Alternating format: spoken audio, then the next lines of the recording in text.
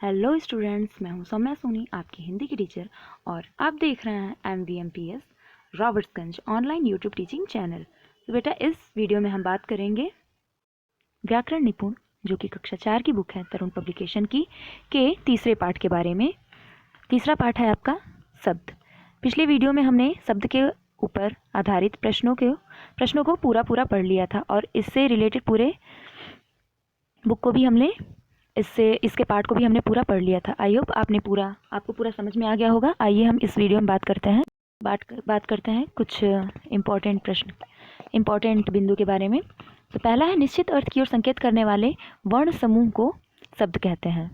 दूसरा है, अर्थ के आधार पर शब्द के दो भेद हैं, सार्थक और निरर्थक। तीसरा है, जो शब्द किसी निश्चित अर्थ का बोध कराते हैं वे सार्थक शब्द कहलाते हैं, जैसे कलम, वलम। बट वलम सार्थक शब्द नहीं है। वलम हम लोग इसलिए यूज़ करते हैं ताकि शब्दों में या कोई भी शब्द बोलने में सुंदर लगे, बट वलम का यूज़ नहीं होता है, इसीलिए वो निरर्थक शब्द है। और सार्थक शब्द कलम है। और यहाँ पे चौथा पॉइंट है, जो शब्द किसी निश्चित अर्थ का बोध नहीं कराते हैं वे निरर्थक शब्द है। तो कलम मैंने बोला था सार्थक शब्द हो गया, और जो वलम मैंने बोला था वह निरर्थक शब्द हो गया। सो हम लोग आज इस वीडियो में शब्द के ऊपर आधारित प्रश्नों के ऊपर बात करेंगे। तो आइए, आपका पहला प्रश्न है, सही विकल्प छाटिए। बेटा, इस वीडियो को एंड तक देखिएगा, तभी आपको शब्द पर आधारित प्रश्न, महत्वपूर्ण प्रश्न समझ में आएंगे।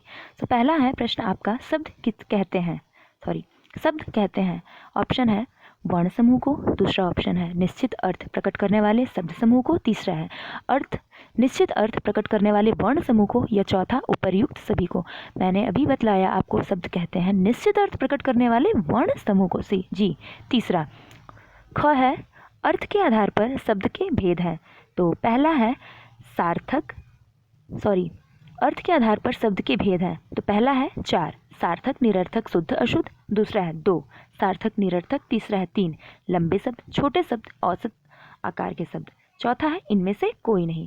तो जी, हमने दूसरा पढ़ा था, अर्थ के आधार पर शब्द के कितने भेद हैं? 2, सार्थक और निरर्थक। जी हाँ।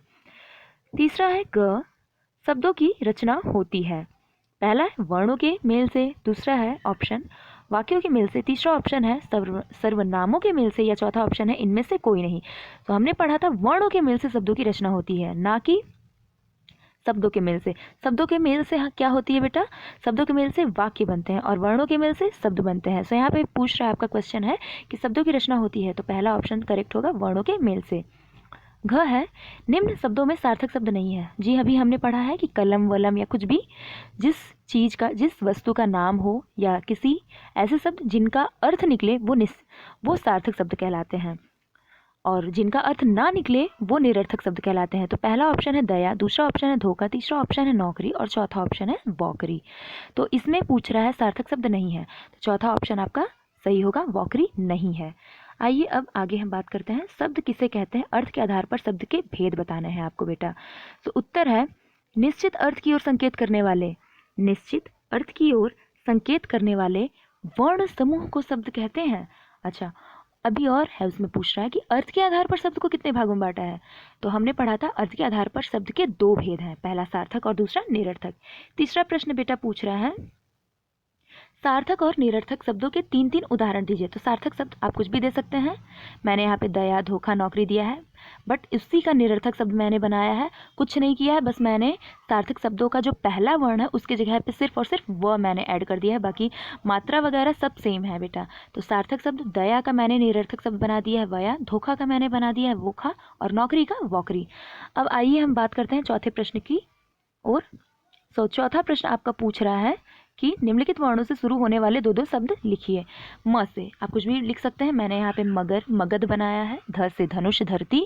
ग से गमला, गगन। च से चरखा, चम्मच। झ से झरना, झंडा। र से रथ, रवि। ह से हल, हरिण। ड से डमरू, डलिया। बेटा, इस वीडियो में मैं आपको कुछ होमवर्क दे रही हूँ, आप आई होप कर लोगे, बहुत ईजी है। जो कर लेगा मुझे कमेंट बॉक्स में इसका आंसर देगा।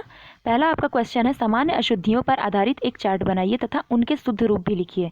आपको एक चार्ट बनाना है, उस चार्ट में आपको अशुद्ध रूप भी लिखना है, और उसी के जस्ट सामने उसका शुद्ध रूप भी लिखना है बेटा शब्द का। दूसरा है बेटा कवित्री व क्योंकि शब्द के शुद्ध रूप वर्ग पहली में से छाटिए। तो कवित्री और क्योंकि शब्द आपको आई होप मिल चुके होंगे, जिसे मिल चुके होंगे वेरी गुड, बहुत अच्छी बात है। मुझे वो कमेंट कर सकता है आंसर। और तब तक के लिए बेटा इस वीडियो को पूरा देखने के लिए thank you so much. Thanks for watching. तब तक के लिए जय हिंद, जय भारत।